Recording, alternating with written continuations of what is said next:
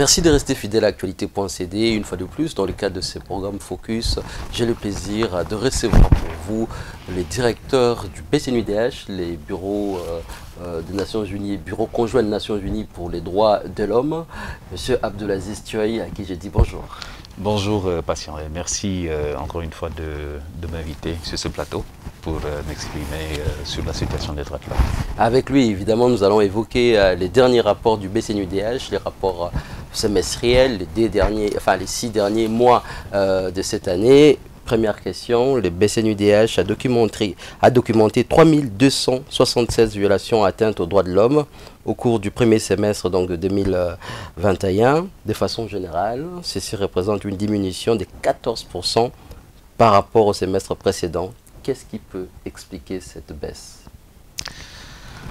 Écoutez, merci. Je pense que, en effet, la tendance elle est très intéressante pour la RDC. Et aussi, je pense que c'est un motif peut-être d'encouragement à l'endroit des forces de défense et de sécurité, mais aussi des autorités. Je pense que c'est une tendance, c'est une réduction de 14% par rapport au semestre précédent, c'est-à-dire juillet à décembre 2020, mais surtout de 20% par rapport à la même période de 2020. Donc, on est dans une tendance de diminution plus ou moins constante, ce qui est assez intéressant et très encourageant. Bon, on peut se dire que peut-être quelque part, tout ce qui a été mis en place en termes de mécanismes de suivi pour créer les conditions d'une redevabilité, pour le suivi en termes de discipline, en termes de sanctions et de poursuites, est en train quelque part d'avoir des effets. Même si, évidemment, il est trop tôt pour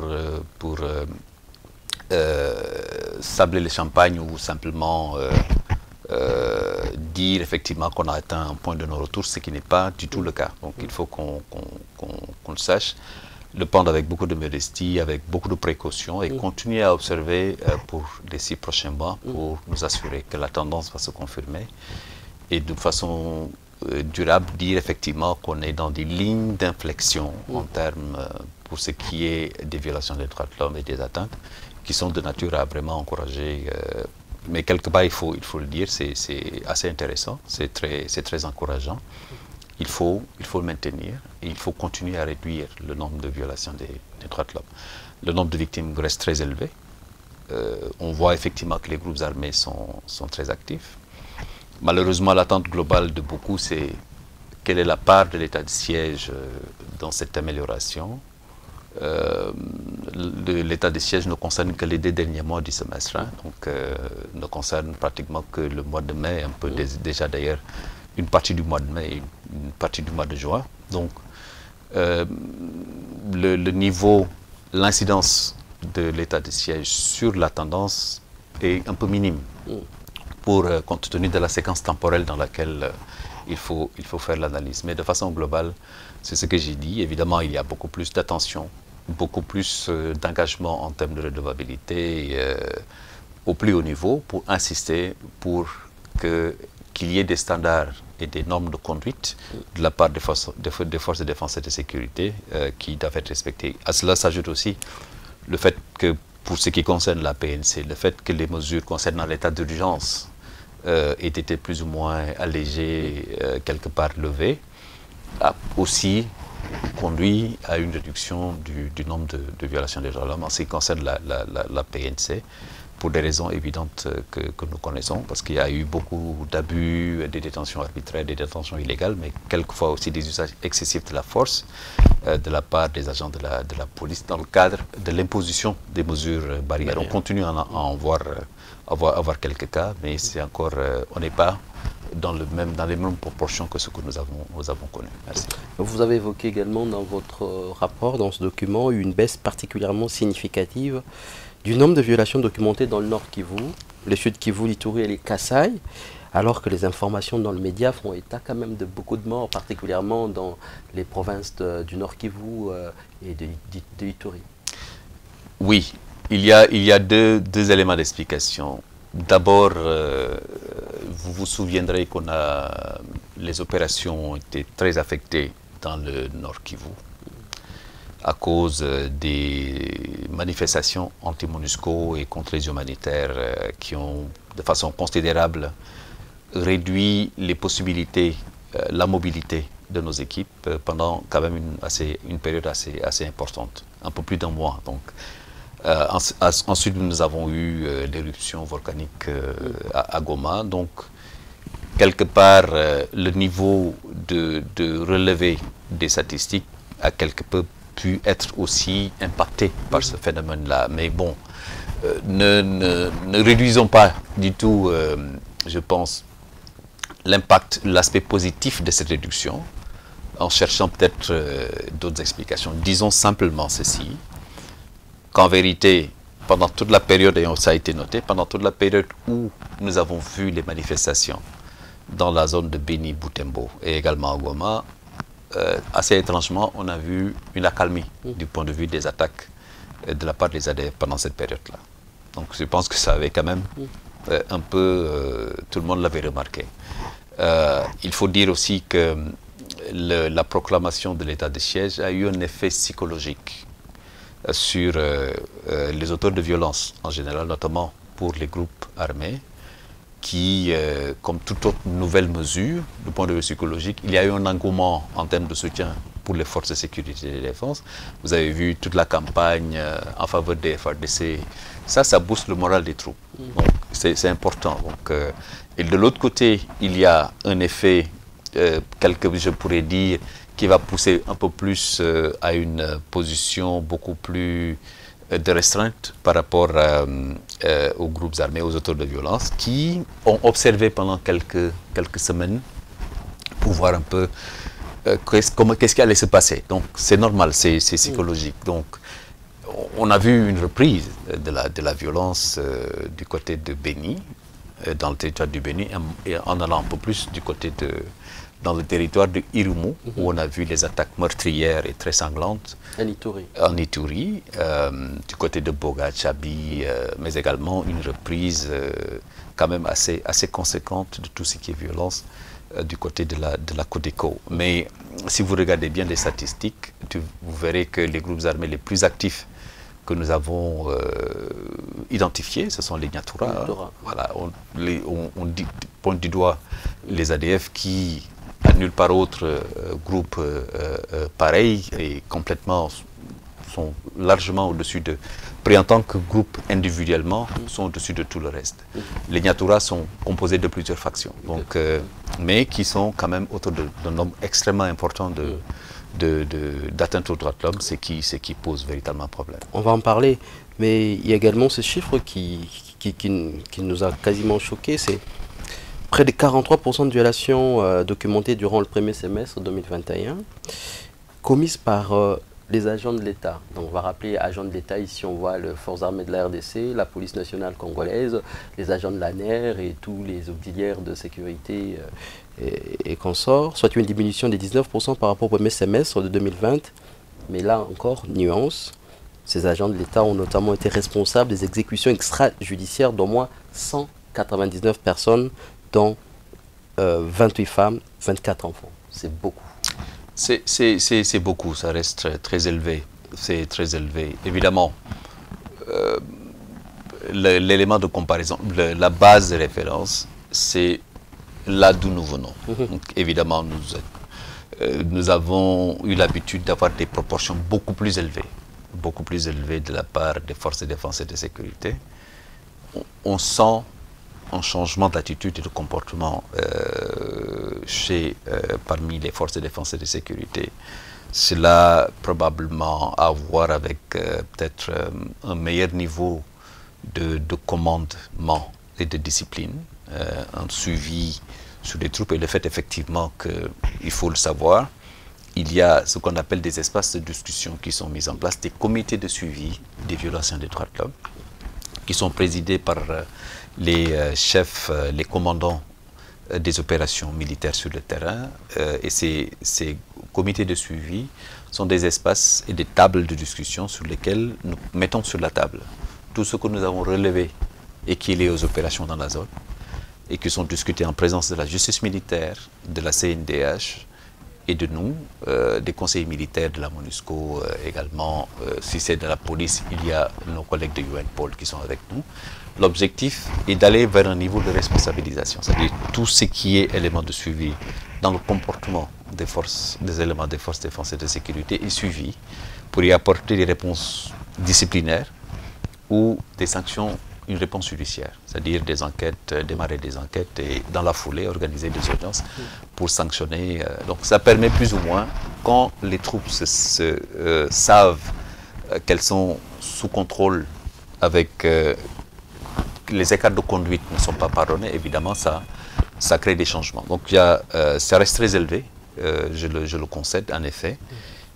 Il faut, comme j'ai dit, c'est pour ça que j'ai dit qu'il faut aller dans le détail des chiffres pour comprendre un peu les tendances. Parce que si on reste sur le pourcentage de diminution, évidemment, c'est une bonne amélioration, c'est une bonne tendance, mais il faut descendre un peu plus dans le détail des chiffres par catégorie, par province, pour comprendre quel est l'enjeu, là où il faut continuer d'agir pour avoir véritablement un impact durable. Parce qu'on peut aller un peu plus bas, ça peut descendre. Il faut vraiment continuer à travailler là-dessus. C'est pour ça que nous proposons aussi d'autres mesures, par exemple, que tout ce qui est écart de conduite puisse être pris en compte dans le commandement des chefs des troupes, des unités, bataillons, brigades et autres. Certains sont sous le coup de procédures judiciaires. Ça a été largement commenté par les médias. Ce qu'on souhaiterait, et je sais que c'est quelque chose qui tient à cœur les autorités, c'est de s'assurer que ceux contre qui des procédures ceux qui sont sous le coup d'une procédure judiciaire ne puissent pas être dans des positions de commandement sur le terrain en termes d'opération, parce que ça influe sur la conduite des troupes et des unités. Ce qu'il faut réellement prêcher par l'exemple et avoir des éléments, des personnes exemplaires à la tête des unités et des brigades, bataillons et autres, et des régiments dans la conduite des opérations.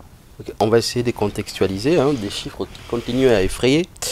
Vous dites aussi dans ce rapport que les agents de la PNC, donc la police nationale congolaise, ont principalement commis 56 violations du droit à la vie, dont 47 exécutions extrajudiciaires. Tout à fait. Quand vous parlez d'exécutions extrajudiciaires, vous faites allusion à quoi exactement? On peut peut-être dire que les forces armées qui sont en opération, quand on parle d'environ 200 personnes, dont des femmes et des enfants, certaines personnes peuvent supposer qu'il s'agit peut-être de combattants ou bien des gens qui sont affiliés aux combattants notamment. Mais quand la police également se met à exécuter d'une manière extrajudiciaire 47 personnes, quand vous faites vos analyses, qu'est-ce qui justifie, qu'est-ce qui explique le fait que ceux qui sont censés protéger la population soient parmi les auteurs de violence? Ça, c'est un peu la grande question. La grande question et qui relève, je pense qu'au fil de ces dernières années, les analyses ont permis d'atteindre un certain niveau de compréhension de là où était le problème. Les problèmes résident dans le manque de formation. Et c'est pour ça que nous avons beaucoup avancé d'ailleurs en termes de propositions en disant peut-être qu'on devrait envisager de revoir le niveau, la porte ou le canal par lequel des Congolais arrivent dans les forces de défense et de sécurité. Parce que dans les autres pays, il s'agit d'un recrutement normal. C'est être policier ou militaire est une fonction normale que n'importe quel jeune peut aspirer à être recruté et intégrer les forces de défense et de sécurité. Il faudrait qu'on en arrive à ce niveau-là. Si on en arrive à ce niveau-là, que nous avons plus d'individus, d'agents qui sont issus de recrutement normal et n'ont pas la légitimité d'intégrer les forces de défense et de sécurité à la faveur de leur appartenance à un groupe armé, ça va beaucoup changer les choses. Et je pense que dans cette direction-là, le programme de désarmement, démobilisation, intégration communautaire et de stabilisation a compris, en changeant un peu l'approche et en changeant la perspective, et en changeant le niveau, la porte par laquelle on peut accéder aux forces de défense et de sécurité. C'est inquiétant. Alors, l'autre élément relève, j'ai parlé du niveau de formation, et l'équipement. Vous êtes l'un des rares pays où vous arrivez à Kinshasa ou dans une ville, le policier, il a sa Kalachnikov. Donc, dans les autres pays, vous verrez beaucoup plus le policier avec un bâton et un pistolet à la ceinture.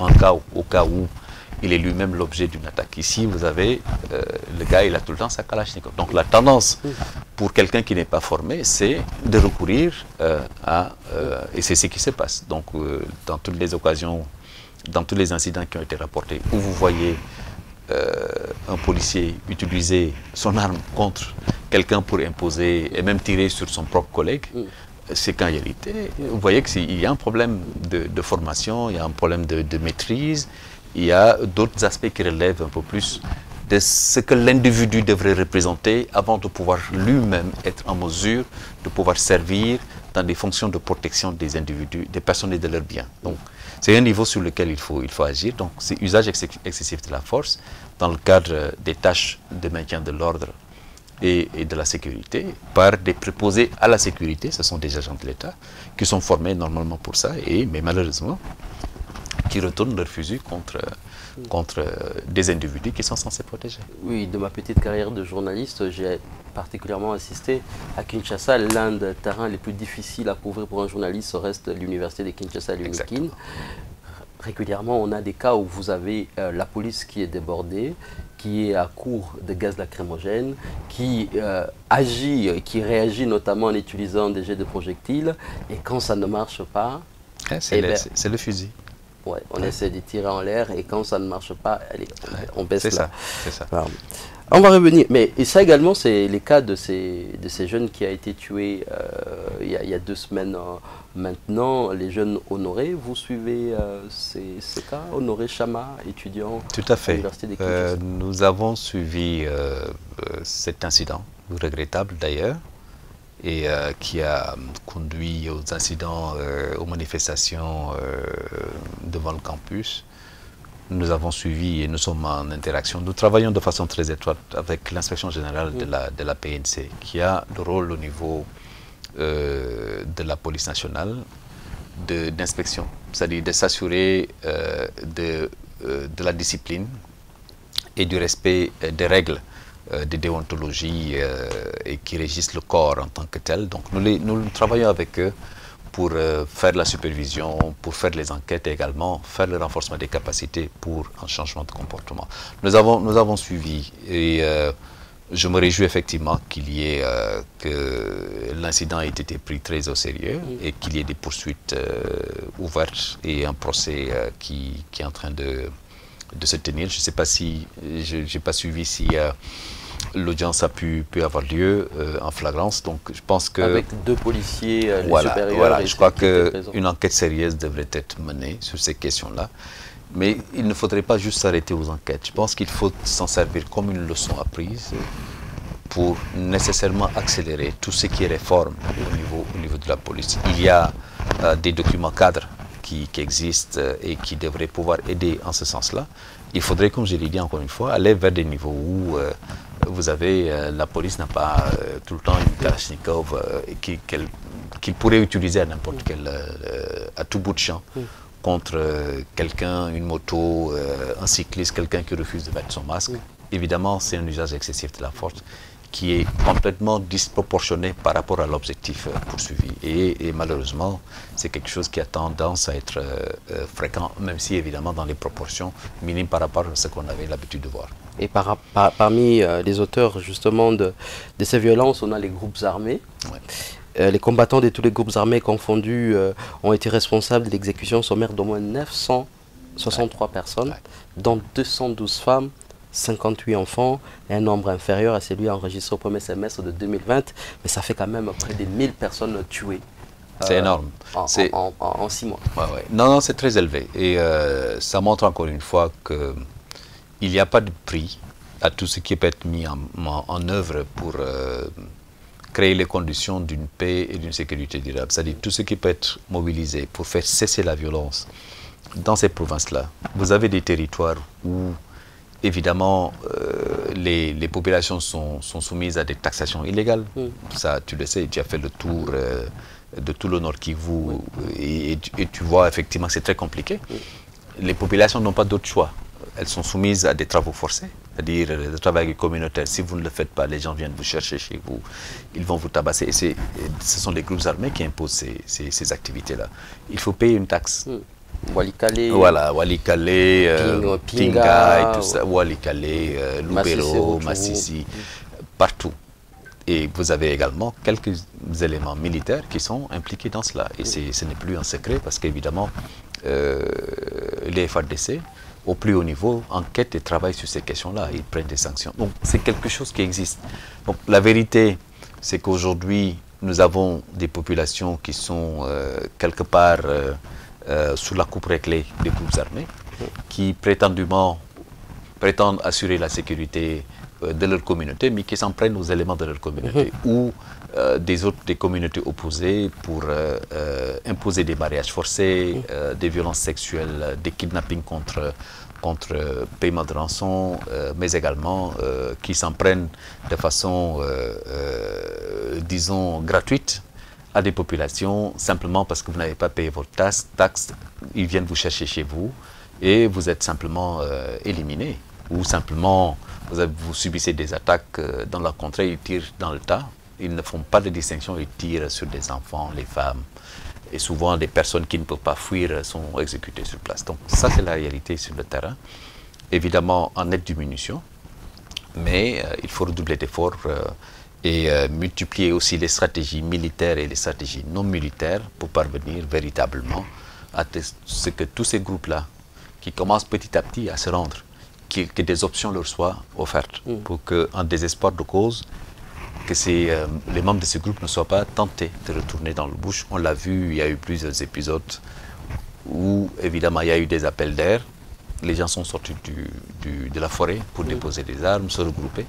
La réponse n'a pas suivi, au bout de quelques temps, ces gens-là sont retournés dans la forêt pour reprendre leurs activités. On va parler d'état de siège, avant de parler de groupes en particulier. Pour l'heure, le BCNUDH n'a pas constaté un impact significatif de l'état des sièges sur la protection des civils. On rappelle l'état des sièges qui a été activé pour les deux provinces Nord Kivu et Ituri le 4 mai de cette année. Donc ça fait 2 mois qu'on a cet état de choses, cette décision. Vous constatez, vous, qu'en termes de protection des civils, il n'y a pas d'avancée significative? Bon, pour ce rapport semestriel, donc je disais que l'état de siège ne concerne que les 2 derniers mois, c'est-à-dire et même 1 mois et demi, parce que voilà, le temps que la mesure puisse se mettre véritablement en place. Donc, il n'y a pas suffisamment de recul pour faire une analyse globale, pour tirer une tendance. Mais globalement, les premières indications, comme je l'ai indiqué, il y a eu un effet psychologique sur les troupes, mais également sur les auteurs de violence, les groupes armés, qui ont été dans une position d'attente pour voir qu'est-ce qui allait se passer avant de reprendre leurs activités. Donc c'est ce qu'on a noté, j'ai cité les incidents, les épisodes très douloureux de Boga et Chabi, où avec un nombre très élevé de personnes tuées, des objets ou des biens protégés tels que des hôpitaux incendiés, vous voyez. Donc c'est très très compliqué. À ce stade-ci, dire que l'état de siège a permis définitivement d'améliorer la situation de protection des civils, nous ne sommes pas en mesure de le dire. Donc je pense qu'il nous faudra encore continuer à observer. Il y a des signes encourageants parce qu'on a vu, et on l'a souligné d'ailleurs, les redditions. Beaucoup de groupes armés qui répondent favorablement à l'appel. Mais c'est pour ça que j'ai dit qu'il est important qu'il y ait des options disponibles à disposition pour permettre à ces groupes-là qui ont décidé d'abandonner, de déposer des armes et de sortir de la forêt, de rejoindre un processus, que les options leur soient proposées afin qu'ils ne soient pas tentés de retourner et reprendre leurs activités. Donc on a encore besoin d'observer pour voir. J'espère effectivement qu'on aura beaucoup plus d'actions décisives. Il y a eu des ajustements qui ont été faits parce que vous avez suivi l'épisode d'accroissement des situations de privation de liberté avec le transfert des compétences criminelles sur certains dossiers pénaux aux juridictions militaires. sans le transfert des responsabilités et des ressources correspondantes. On sait que la justice militaire, elle est très performante, mais elle a une difficulté. La difficulté majeure, c'est qu'en réalité, elle est sous-équipée. Elle est sous-équipée et en sous-effectif. Donc, si vous décidez de transférer un nombre de dossiers criminels assez important, il faudrait effectivement vous assurer que le rythme de traitement pourrait évidemment correspondre à ce qu'on attend. Il y a eu des ajustements qui ont été faits. La ministre de la Justice a pris une note circulaire pour rappeler concrètement les grandes lignes et permettre la reprise aussi des activités de la justice civile sur les matières administratives, commerciales et également sur les questions civiles, sur les matières civiles, ce qui est positif. Il y a aussi une autre décision qui a été prise que je voudrais vraiment saluer. Si vous avez suivi tous nos rapports et toutes les discussions qu'il y a eu au niveau de Genève, au cours des dernières années, il y a eu une recommandation qui est revenue à plusieurs reprises. C'était celle de s'assurer du respect du droit au procès équitable devant une juridiction de l'ordre militaire, qui était la cour militaire opérationnelle, qui n'existait que dans le Nord Kivu. Et les décisions rendues par cette juridiction l'étaient en premier et dernier ressort. Il n'y avait aucune possibilité de pouvoir faire un recours. Donc, c'était quand même en contradiction avec les dispositions de la Constitution. Donc c'était un problème et c'est quelque chose que nous n'avons pas...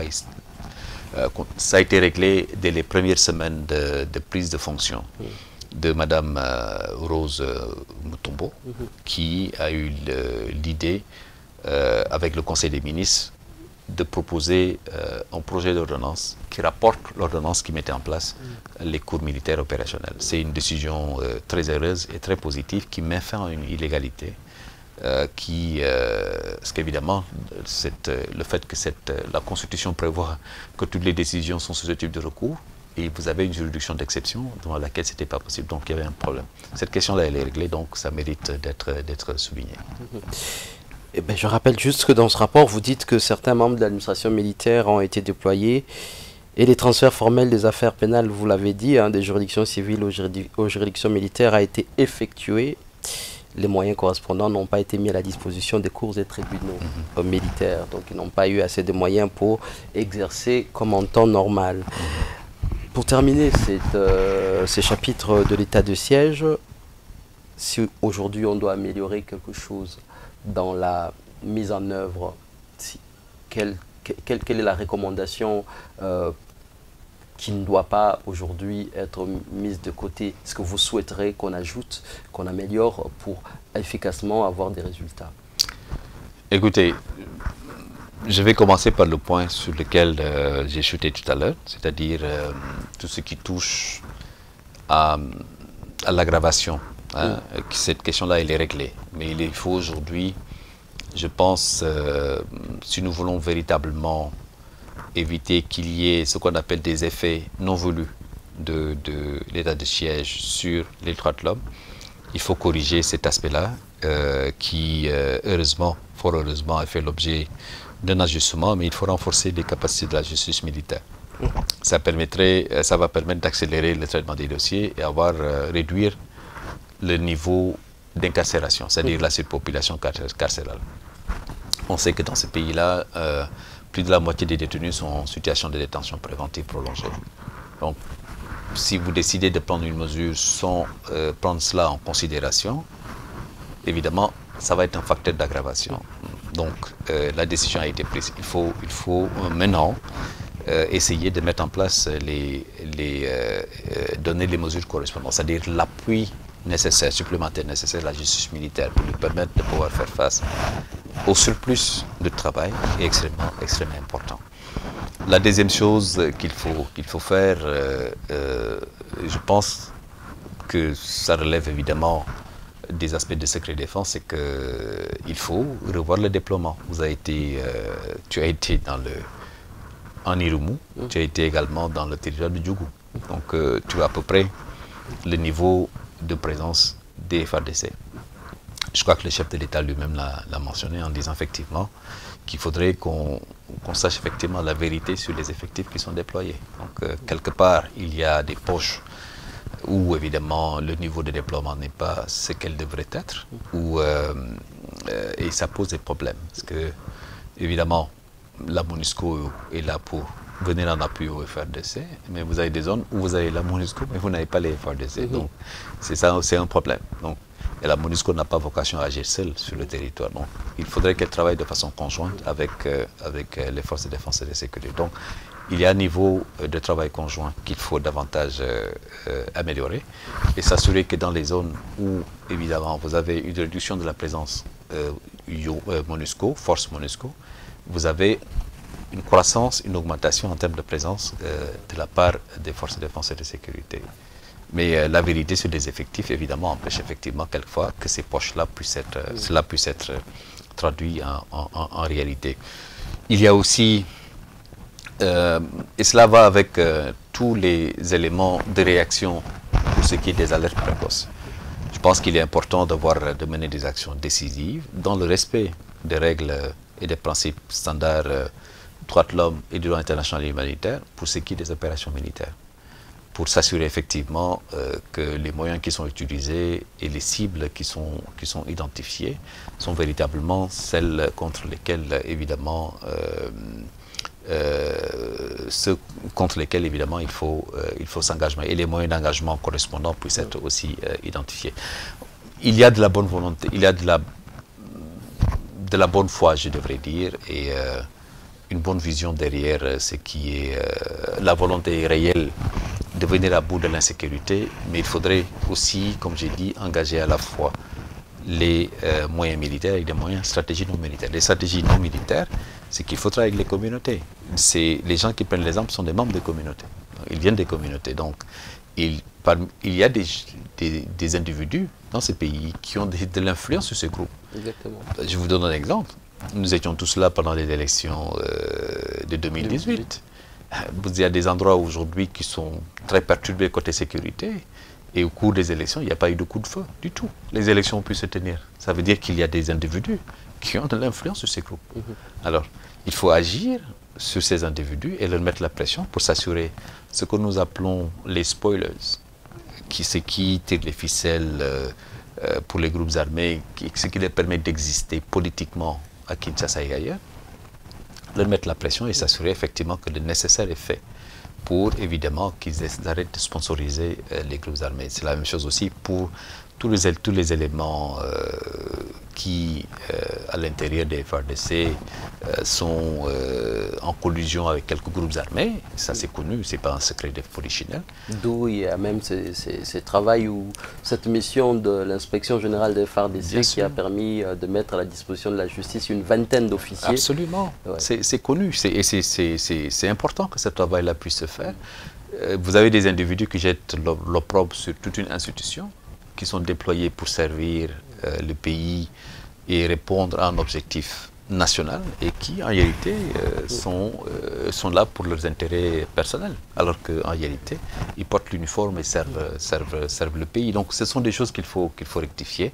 Et je pense que les autorités ont compris qu'il faut réellement prendre à bras le corps ces aspects-là, qui, quelque part, réduisent le niveau d'efficacité qu'on devrait pouvoir avoir sur un certain nombre de domaines. On va parler ADEF. Vous dites dans votre rapport, l'emprise de ces mouvements a continué à s'étendre au-delà du secteur de Rwenzori. On est dans le territoire de Beni, en province du Nord Kivu, pour toucher les territoires de Mambasa, d'Irumu à Nituri. Cette situation, cette tendance-là est aujourd'hui, d'après certains, on peut ajouter à ça, donc faire, on va dire, un parallélisme avec les violences qu'on a connues à Tchabi et à Boga. Certains disent que des combattants ADF ont été appuyés par des combattants membres de la communauté Banyabusha. Vous avez suivi ça? On a suivi d'ailleurs. Nous savons tous que je pense que c'est quelque chose, une situation que nous avons décrite déjà dans les rapports que nous avons publiés l'année dernière. Il y a des rapports spécialement élaborés et publiés qui couvraient une période très longue, d'environ une année et plus, et qui portaient sur les violations atteintes aux droits de l'homme dans le cadre des opérations contre ADF, et qui décrivent qu'en réalité, les ADF s'appuient beaucoup sur les groupes locaux pour pouvoir agir. Donc c'est quelque chose, d'autres rapports sont venus confirmer ce que nous avions déjà identifié comme facteur explicatif de la perpétuation de la violence et des attaques contre les ADF, qui attaquent certes pour s'approvisionner, pour créer de l'espace pour pouvoir mener leurs activités, continuer en toute impunité à mener leurs activités, et qui s'appuient sur des groupes. Ce sont des alliances opportunistes avec des groupes armés locaux, notamment les groupes Maï-Maï, que ce soit dans le territoire de Béni, et depuis quelque temps aussi du côté de l'Irumu et de Mambasa. Donc c'est clair. Il ne peut pas opérer sans des soutiens locaux, ça c'est clair. Bon, ce que nous avons voulu éviter cependant, c'est d'éviter de stigmatiser toute une communauté. On connaît les problèmes qui existent déjà entre ce qu'on appelle la communauté des Banyabusha, qui en réalité sont des Hutus, contre des membres de la communauté Nandé, ainsi que ceux de la communauté Nyali qui sont dans cette zone-là.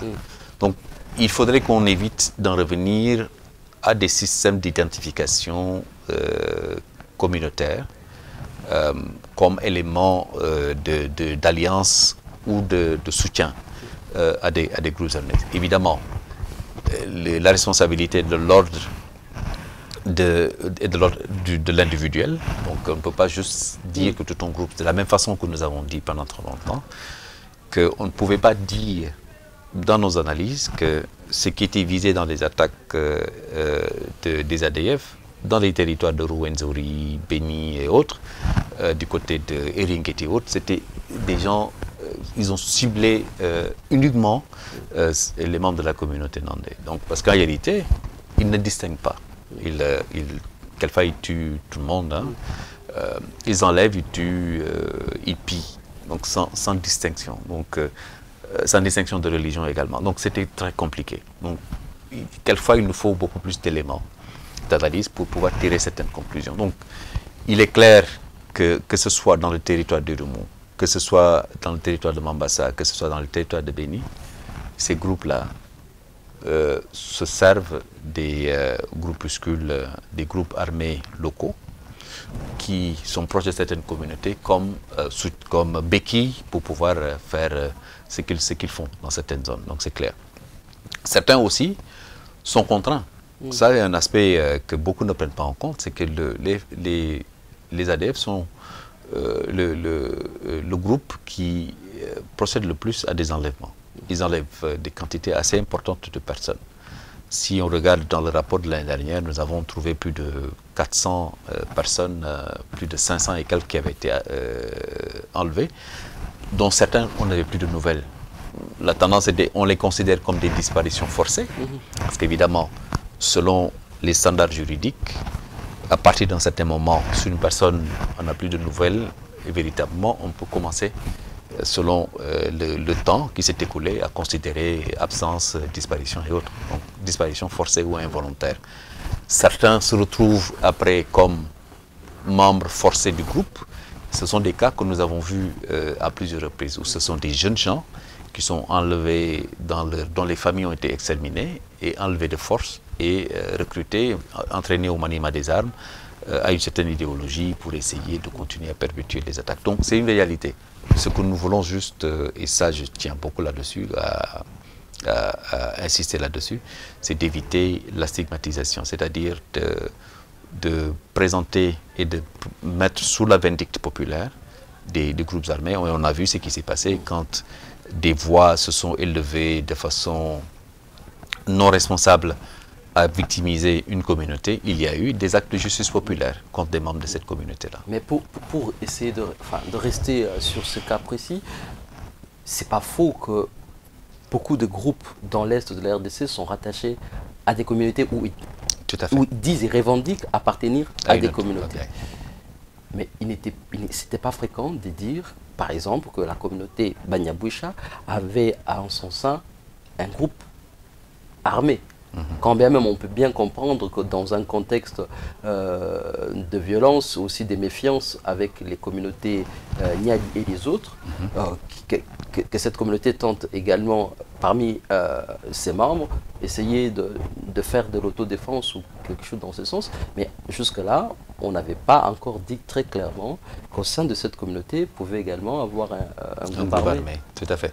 Non, ça c'est vrai. Il est vrai que même si nous avons documenté et fait une note confidentielle qui n'a pas été publiée, et qui analysait un peu l'origine de ces Banyaboucha, ce phénomène migratoire qui a permis à toutes ces populations d'aller, et les rivalités entre communautés ou sur des niveaux de compétition politique, d'accès à des chefferies, à des niveaux de chefferies coutumières, des conflits économiques et peut-être des conflits fonciers entre certaines communautés venant du Nord Kivu qui ont été répliqués dans cette partie du pays, en Irumu. Nous ne l'avons pas rendu compte tenu pour un certain nombre de raisons.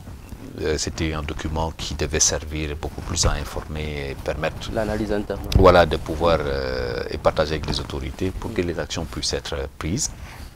Il est clair que la RDC a ceci de particulier, que vous avez des groupes, des jeunes gens, des groupes qui prennent les armes ou qui se présentent comme des groupes d'autodéfense. Ils disent nous ne nous sentons pas défendus par les forces de défense et de sécurité, donc nous prenons en charge notre problème. C'est une forme de privatisation de la violence que nous n'avons pas cessé de commenter et de condamner. Alors, on n'a jamais effectivement entendu dire qu'il y avait un groupe Banyaboucha, un groupe armé proche de Banyaboucha, mais nous savons tous que toutes ces communautés-là ont en leur sein des petits groupuscules armés qui, quelque peu, sont chargés, font de l'autodéfense au niveau de la communauté. Parce qu'à partir du moment où vous avez des rivalités entre communautés, dans une zone donnée, la tendance pour toutes ces communautés est de s'auto-organiser.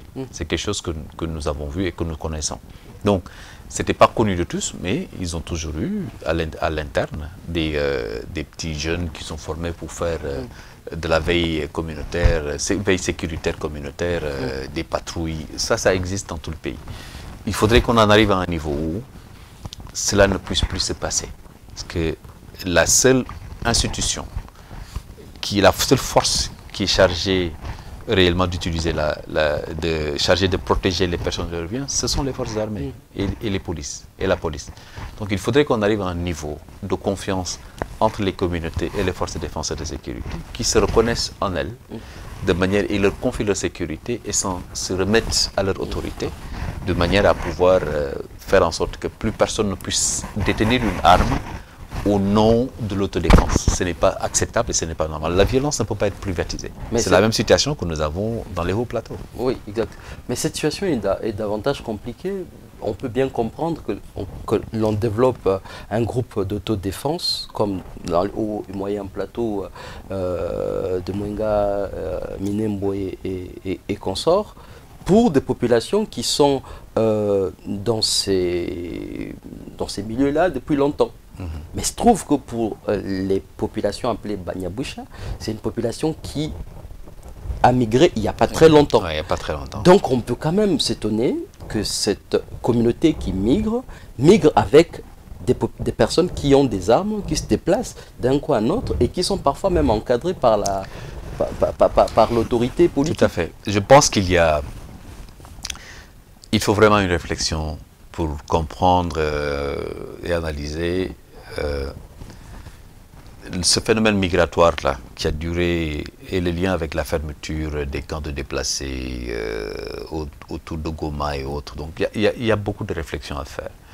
Je crois que ceux qui ont été à l'origine de et qui ont soutenu ce phénomène migratoire sont encore là. Donc on occupe encore des postes de responsabilité.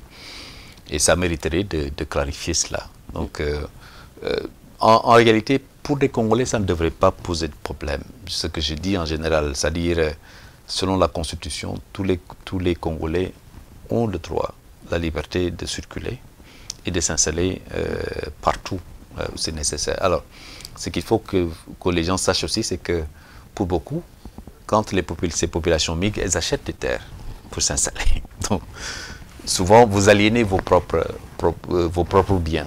Vous vendez la terre à d'autres Congolais qui viennent s'installer. Plus tard, vous vous rendez compte qu'en réalité, qu'en termes du point de vue numérique, vous êtes en train d'être dépassé par les autres. Donc, ils arrivent à un niveau peut-être de représentation en termes d'espace qui leur donne la possibilité d'avoir un certain niveau d'auto-organisation. Et le niveau d'auto-organisation, du point de vue financière, voilà, puissance financière et économique, parce que Boga Tchapi est une zone économique assez où les affaires marchent très bien. Donc, c'est un phénomène qui existe. Donc, on a des éléments de migration dans cette partie du pays qu'il faut continuer à analyser et à regarder de très près et avoir des mécanismes pour résoudre les conflits qui naissent un peu de ce phénomène migratoire ou de l'accès au foncier ou l'accès au pouvoir coutumier. Parce qu'évidemment, on va se retrouver à des notions d'antériorité. Moi, je suis originaire, non originaire. Et ça dégénère. Et ce n'est pas seulement propre à la RDC. Nous avons vu ça dans d'autres pays des Grands Lacs où la notion d'originaire et les allogènes, cette question-là se pose.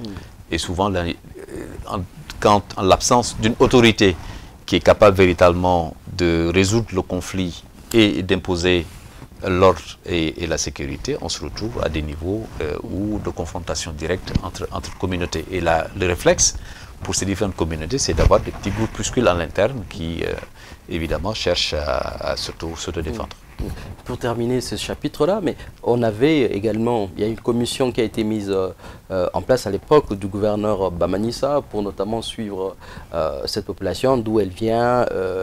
Il y avait beaucoup de spéculations à l'époque. Il y en a qui disaient, même parmi les députés, je m'en souviens, que c'était des gens qui, pour certains, venaient de Boucha. Il y en a d'autres qui disaient non, c'était pas de Boucha, mais ils venaient du Burundi.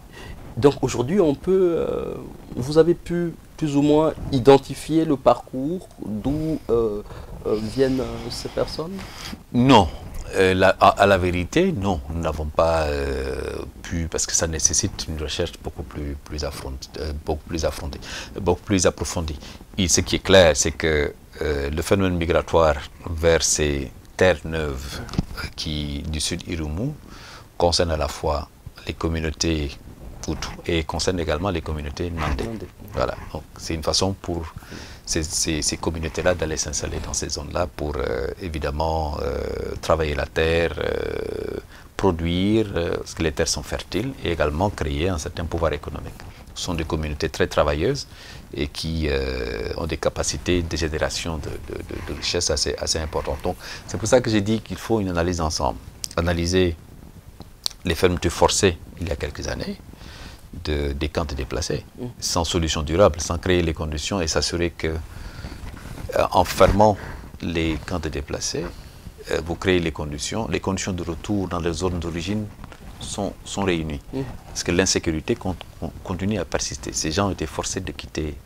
Il y a le gouvernement provincial de l'époque avait fermé tous les camps de déplacés du Nord Kivu, sans concertation avec, malgré que les humanitaires insistaient pour demander effectivement qu'il y ait un processus graduel qui permette de faire des analyses pour permettre un retour sécurisé dans leur zone d'origine. Tous ces aspects-là n'avaient pas été pris en compte. Les gens ne voyaient que la nécessité de vider les camps. On ne peut pas dire que c'est lié à ça. Mais il y a un phénomène global de migration qui existe depuis de nombreuses années dans ces couloirs-là qu'il faut analyser. Ça concerne, c'est des phénomènes de migration interne qu'il faut regarder et qu'il faut essayer de gérer pour éviter que ça ne dégénère en violence.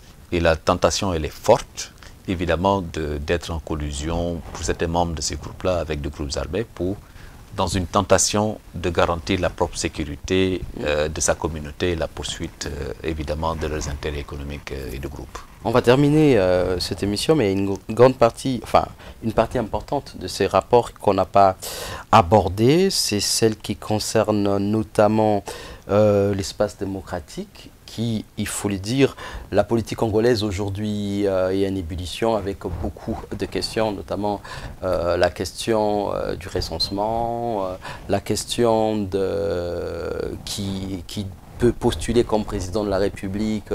Pour certains, il faut être des pères et des mères congolais. Pour d'autres, on a d'autres questions également qui suscitent beaucoup d'engouement.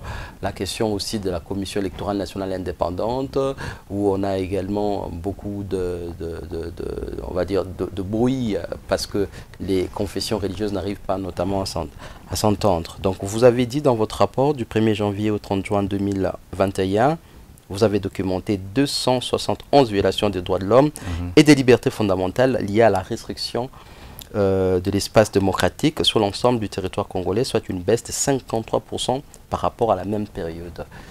Qu'est-ce qui fait que malgré toute cette tension politique que nous vivons, évidemment vous allez me dire que c'est 6 mois de rapport, qu'est-ce qui fait que malgré tout ça, l'on arrive à une diminution de 50% quand même?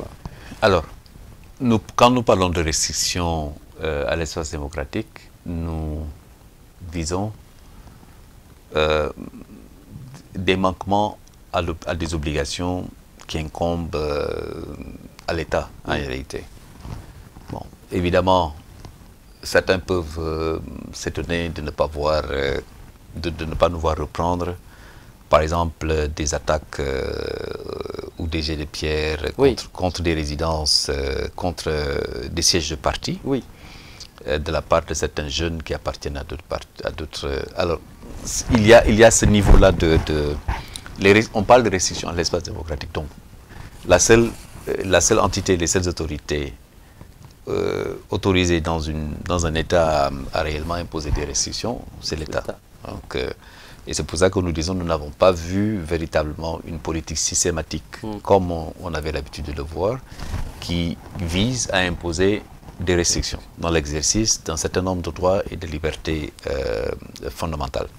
Mais on a vu aussi des manifestations réprimées. Hein. Voilà, il y en a eu moins. Parce que c'est pour ça que j'ai dit qu'il faut, l'une des raisons, c'est qu'il faut regarder tout ce qu'il y a à l'état d'urgence. Au nom de l'état d'urgence, beaucoup de manifestations avaient été réprimées. Refusées, réprimées, les gens tabassés, dispersés violemment. Donc, au fur et à mesure que l'état d'urgence a été allégé, on a eu quelques manifestations qui, plus ou moins, ont été encadrées, mieux encadrées ou qui se sont plus ou moins passées. À cela s'ajoute que l'opposition entre l'éclatement de la coalition et le fait effectivement qu'il y a eu un équilibre qui a été trouvé à travers l'Union sacrée a permis plus ou moins de faire descendre la tension du point de vue politique.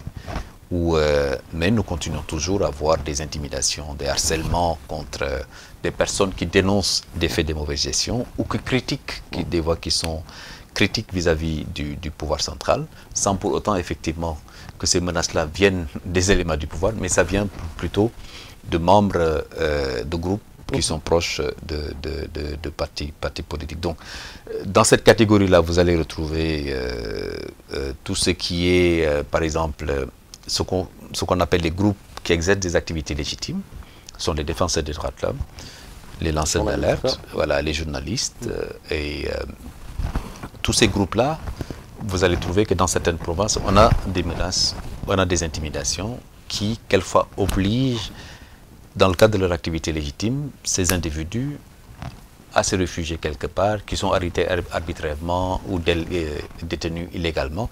On en a vu dans la Mongola, on en a vu du côté de Mbandaka, on en a vu dans certaines provinces, voilà, ou voilà, Butembo, dans le Bukavu, où évidemment ils sont arrêtés, détenus et poursuivis dans le cadre de leur activité légitime. Donc tout cela se poursuit quelque part, mais dans une proportion moindre par rapport à ce qu'on a connu l'année dernière, où c'était dans le cadre de l'opposition, des difficultés politiques au sein de la coalition. On a eu beaucoup de manifestations et on a vu effectivement les services de renseignement entrer en jeu. Et ça avait quand même posé quelques problèmes. Mais encore une fois, le plus important pour nous, c'est de nous assurer qu'il ne s'agit pas d'une politique systématique qui consiste véritablement à faire taire tout ce qui serait tenté de critiquer, mais nous restons vigilants. Nous continuons à observer, parce qu'évidemment, vous évoquez tous les débats, toute la controverse autour de la question de la nationalité, la question des élections autour de la CNI. Ça devrait nous amener à être un peu plus vigilants, à ouvrir les yeux. Parce que les velléités, effectivement, de reprendre les mauvaises pratiques, les mauvaises habitudes sont là. Donc, il suffit juste qu'il y ait un peu de passivité ou de complaisance de la part des autorités pour que certaines, les mêmes qui, dans le passé, ont été acteurs des mauvaises pratiques, puissent reprendre du service. Donc ça c'est connu. Donc il faut, de façon très claire, des positions fortes, claires, pour décourager et dénoncer ces types de pratiques. Ce qui, pour le moment, est le cas. Il faudrait qu'on continue dans cette direction-là. En même temps, vous dites dans votre rapport, vous relevez la tendance inquiétante à l'augmentation de violences perpétrées par des militants des partis politiques. Et vous avez notamment cité de nombreux cas d'agression commis par des personnes qui s'identifient comme de membres sympathisants de l'UDPS contre les militants délécidés et des journalistes qu'ils accusent d'avoir critiqué leur parti et leurs responsables.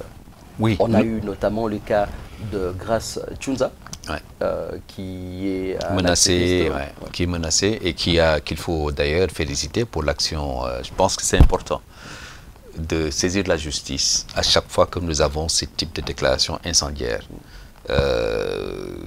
ou des discours ou des messages qui peuvent être considérés comme incitants à la violence, à l'hostilité ou à la discrimination. C'est important de pouvoir le faire de façon systématique parce qu'il faudrait que la loi puisse être respectée par tout le monde, quel que soit le niveau d'appartenance politique ou sociale. Donc, il ne saurait y avoir de discrimination dans l'application de la loi. Il est extrêmement important que cela puisse se faire. Et en raison de cette activité-là, qui est légitime, il ne peut pas tolérer que la personne puisse être intimidée, menacée. Il n'est permis à aucun membre d'un parti politique, quel qu'il soit, de pouvoir, au nom de son appartenance politique, s'en prendre à d'autres. Si vous êtes en contradiction, nous sommes en contradiction sur la base des idées. Et si je dois m'opposer à vous, ou je considère que vous avez réellement porté atteinte à ma dignité, à mon honneur, c'est à la justice de se prononcer là-dessus. Vous êtes libre de saisir la justice, mais il n'est permis, dans un pays normal, dans une république, à aucun individu, un groupe d'individus, de se faire justice. Ou de considérer que vous êtes très critique, vous avez fait quelque chose que vous ne devez pas faire et d'essayer de vous intimider ou autre. Non, je pense qu'il faudrait quand même qu'on en arrive à un niveau où tout le monde ait l'ambition de faire plus et mieux. C'est-à-dire de se retrouver dans des standards où les gens peuvent, ou des espaces où les gens peuvent échanger sur la base des idées, de façon... On peut avoir des points de vue différents, mais on n'est pas des ennemis. On est dans l'adversité, la compétition, mais on n'est pas des ennemis, donc on ne devrait pas se promettre la mort, la violence, de s'en prendre physiquement à vos biens et à votre intégrité physique pour l'une ou l'autre raison. Et les BCNUDH a continué à documenter des cas de discours d'incitation à la haine et la violence, la discrimination et l'hostilité. Au moins 15 cas de discours incitant à la haine, dont 6 à Béni. C'est beaucoup, c'est beaucoup. Et beaucoup à Béni, pour des raisons qu'on a vu d'ailleurs dans le contexte de tout ce qui est manifestation anti-MONUSCO, anti-humanitaire. On a vu en même temps une flambée de messages qui incitaient à la violence, à l'hostilité, à la discrimination. Nous continuons à en voir aussi beaucoup pour ce qui est du Nord Kivu, mais également dans le Katanga, mais également, et cela ne devrait surprendre personne, dans les hauts plateaux. Dans les hauts plateaux, et ce que je devrais ici dire, c'est pour ça que je dis, et c'est important, nous avons fait beaucoup de formations et de sensibilisation. Nous avons formé les membres de la Commission nationale des droits de l'homme, les membres de la Commission nationale, de la Commission des droits de l'homme de l'Assemblée nationale, et le CESAC, pour leur donner les outils pour pouvoir analyser et agir en termes de prévention et de réponse par rapport à cette montée, le recours quasi fréquent à des messages qui incitent à la violence et à la haine. Il faudrait que de façon systématique que la justice puisse jouer son rôle. L'idée n'est pas de, et nous avons beaucoup insisté là-dessus, que ça ne serve pas de limitation à la liberté d'expression.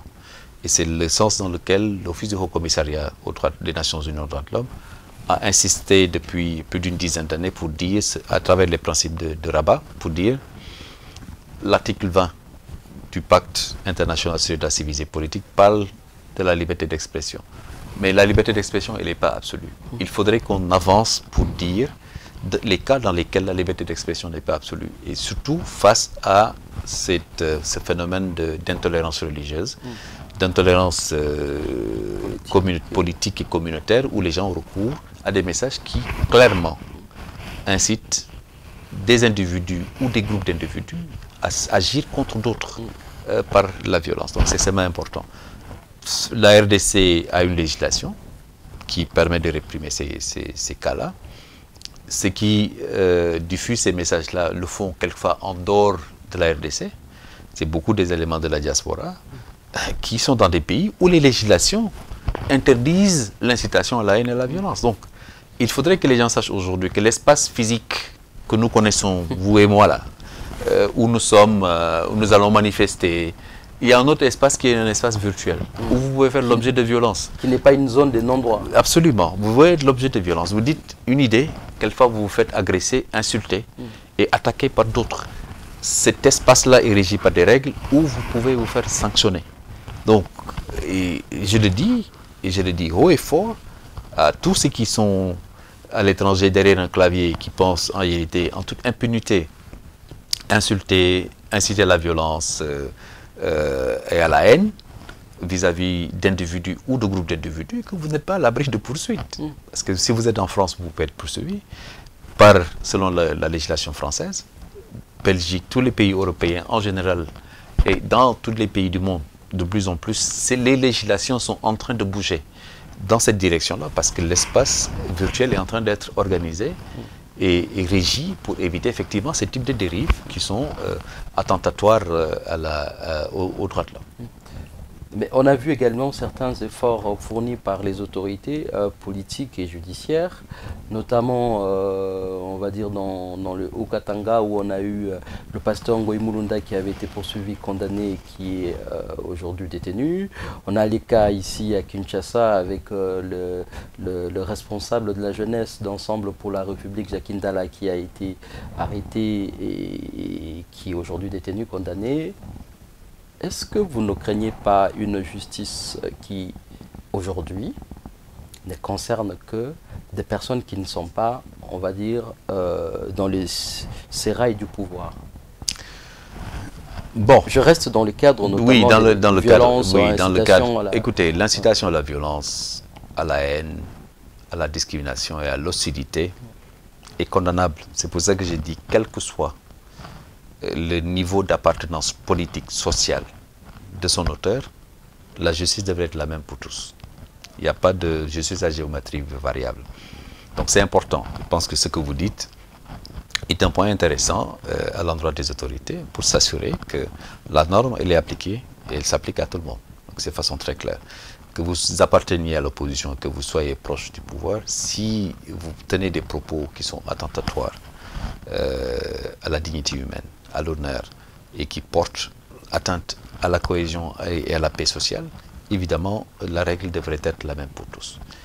Pas de justice expéditive, dans le strict respect du droit à un procès équitable, que les gens aient la possibilité de se défendre.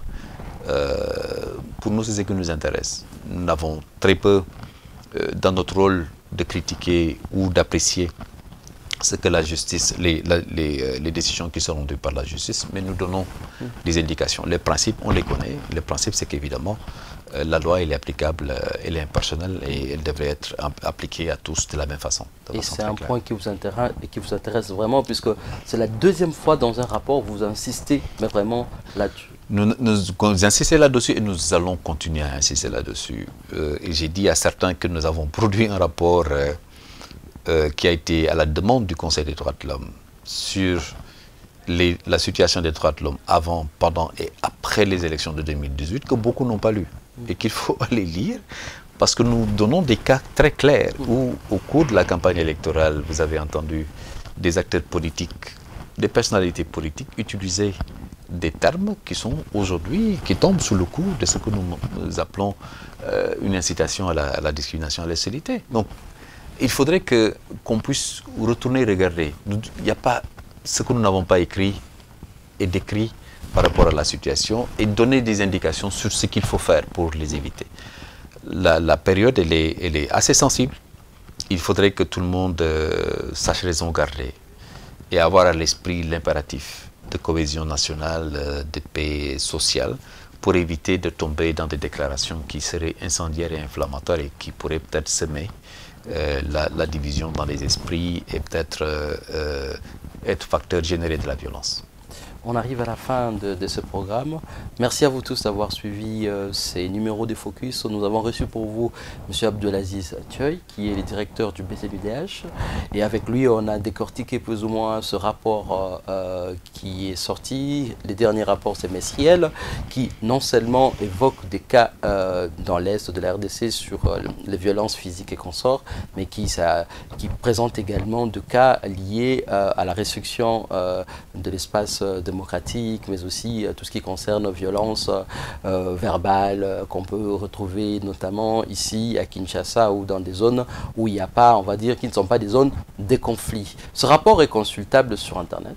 Absolument. C'est un rapport qui est public. C'est peut-être également l'occasion de dire que ces rapports, quand ils sont produits, ils sont partagés avec les autorités. Absolument. Les autorités les reçoivent en premier, donc avant que le rapport ne soit rendu public. C'est une façon pour nous, parce que le rapport n'est pas juste fait pour dire ce qui va et ce qui ne va pas, c'est pour surtout informer. Outre le rapport, la synthèse qui est présentée sur une base mensuelle, semestrielle et annuelle, il y a un rapport détaillé qui contient les cas et leur lieu de commission qui est envoyé aux autorités pour leur permettre de pouvoir prendre les actions nécessaires. Donc il ne s'agit pas juste, ça permet de les guider vers les lieux où ces actes-là, les violations ou les atteintes ont été identifiées et quelles sont les actions qui ont été prises. Si une action a été prise, on l'indique. Si une action n'a pas été prise, nous le mentionnons pour les aider. Et comme je le rappelle encore une fois, nous avons des cadres de discussion et de travail avec la police nationale et avec les FARDC dans lesquels ces cas-là sont posés sur la table, discutés et le soutien est donné en termes de si la violation émane de manque de formation, de manque de compréhension. Évidemment, la sanction, elle tombe, elle peut être disciplinaire, elle peut être judiciaire, mais nous prenons, nous, de notre côté, la nécessité de donner l'appui nécessaire pour le renforcement des capacités, l'accompagnement, pour s'assurer effectivement que les corrections nécessaires sont apportées. Monsieur Abdelaziz Thioye, je vous dis merci. Merci beaucoup, Patience. Tout le plaisir est pour moi. On termine ce programme. Merci à vous tous d'avoir suivi ce programme. On rappelle que le droit de l'homme, c'est les droits de tout le monde. Donc ça ne concerne pas que les juristes ou encore moins les journalistes. Ça nous concerne nous tous, donc ce serait assez intéressant que vous puissiez également aller regarder ce rapport qui est consultable sur le site. Nous allons également partager sur les réseaux sociaux d'actualité.cd ainsi que sur nos différentes plateformes. Je vous dis un grand merci en vous donnant rendez-vous pour un prochain numéro sur actualité.cd et toutes ces plateformes. Merci et à très bientôt.